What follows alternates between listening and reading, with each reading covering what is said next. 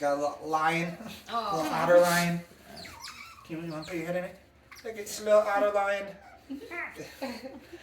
How do you tell who's who? I can tell by attitude. Okay. They all got different attitudes, but I can also tell by their faces. Sure. Cash is my dominant. He's my alpha. He kind of, well, I don't know, kind of stick to himself. He's also usually the friendliest. He's also the one that's bitten me the last 2 days.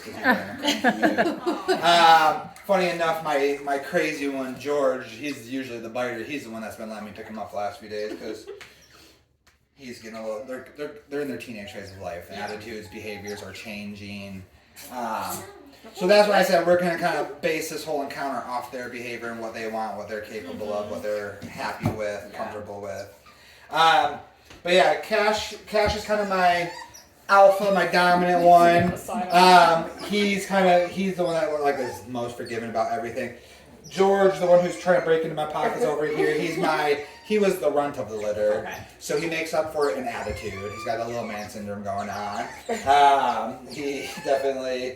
He likes to play and he'll like launch at my hands. Sometimes he'll like, and then Hank's got the long whiskers. Hank's the middle man, the middle child. They're all the same age, but the middle child. He's my swimmer. He's the one, as soon as that pool gets open, he does not leave the pool until I kick him out of the pool. Yeah. The other two are kind of careless. So did you guys have to teach them how to swim then? Yep. So we started off in these slow, like they're still, I guess we didn't finish off that conversation. They're used to these, like the bathtub and this, they're used to the shallow water. In the wild, they're going to be in mostly shallow water as well.